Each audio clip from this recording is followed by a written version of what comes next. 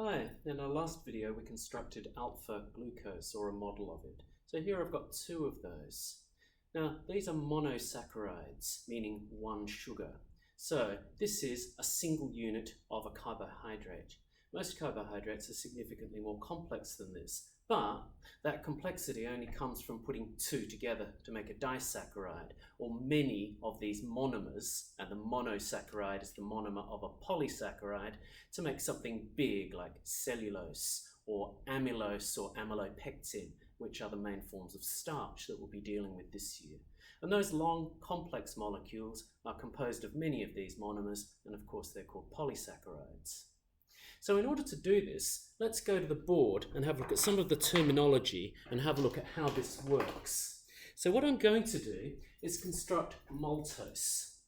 Maltose is what is formed when two alpha glucose molecules are bound together by a glycosidic bond. A glycosidic bond just means a bond between two monosaccharides, and we'll have a look at which kind this is in a minute. But here we are. Yeah, we've got the usual, not particularly useful empirical formulae here, chemical formulae here, and we notice that 6 plus 6 is indeed 12. 12 plus 12 is not 22, so we've got a couple of hydrogens to account for, and 6 plus 6 is not 11, so we've got an oxygen to account for. And those of you who've read this, condensation and dehydration, will be pretty clear on what the molecule is that's formed apart from this disaccharide, maltose, because that's the other bit of the equation. Monosaccharide plus monosaccharide goes to disaccharide, but there's something else that goes on. So this is a condensation reaction. Another name for it is dehydration synthesis. I thought dehydration synthesis wasn't used in the US until I found it in the AP syllabus, so that is current here. You'll need to know both of them. And here's what happens. It's amazingly simple for such a complex drawing.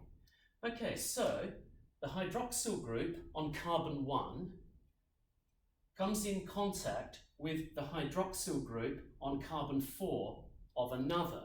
Now the reason that happens is that a specific enzyme takes both of these monosaccharides into its active site and places these two sites in proximity with each other. It's no accident. Remember that the enzyme is specific to this. It's recognized the down, down, up, down arrangement of the hydroxyl functional groups and formed a bond with this, a temporary hydrogen bond with this slight positive here and this delta positive wherever an H sticks out of the hydroxyl group, and the complementary molecule will allow it to join in. And that's how the active site of the enzyme that constructs this works. Now, I used to think it was just a phosphorylase that did that, but I've been reading some more recent research that's come out in 2019 and 20 that says there may be several other enzymes that are candidates for this. So all of this, basic though it is, still isn't known. What is known is what happens to the two molecules. And it's like incredibly simple. So what happens is basically you get rid of the H's that we looked at up there, you get rid of the O's down there, and obviously what's formed is H2O, which I can't write with that one, so I'll write it with this one. And then this oxygen now, well, it needs to form two covalent bonds. It's only got one. It forms its other covalent bond. It shares its electron with this. And so that oxygen now forms a covalent bond with each of the two neighboring carbons. Now, it's called condensation reaction because it produces water. It's called dehydration synthesis because it dehydrates this complex structure, i.e. it takes the water out of it, and it's called synthesis because that's the kind of reaction that takes small subunits and puts them together into a large molecule. It's the opposite of a decomposition reaction. Now, we normally consider decomposition reactions when we're considering what enzymes do, because we start off looking at digestion, which is what happens when large food molecules are busted up by enzymes into smaller ones to continue their digestion elsewhere.